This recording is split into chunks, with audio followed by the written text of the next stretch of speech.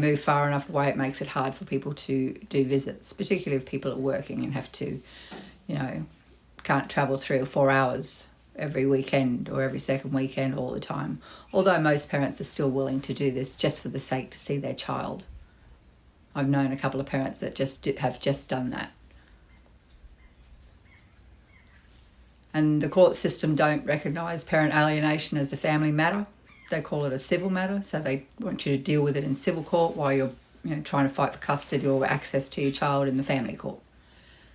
They need to recognise it for what it is. It's child abuse inflicted by one parent onto another child, to their own child. The scars this leaves on the child remains with this child for the rest of that child's life. Some of these narcissistic parents, as I've spoken about, don't just use mental manipulation and coerced control over these children.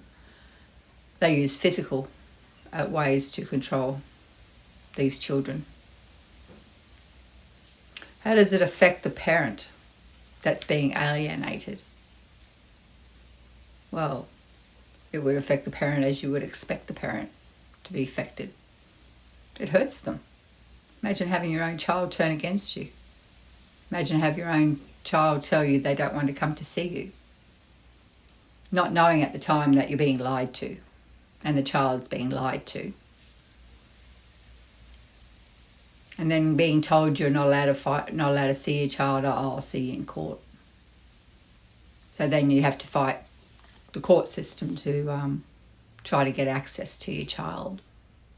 And while you're being bounced around the court system, you're losing time, losing money, and having an enormous amount of stress placed on you that's totally unnecessary.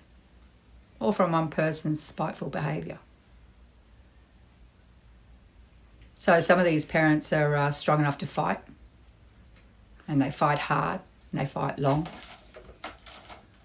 And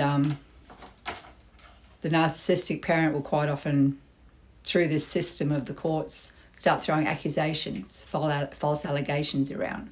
False allegations about domestic violence, false allegations about child abuse, false allegations about coerced control. I'd like to know how they can prove that. I've just read that they're talking about sending people to jail for coerced control. How do you prove that?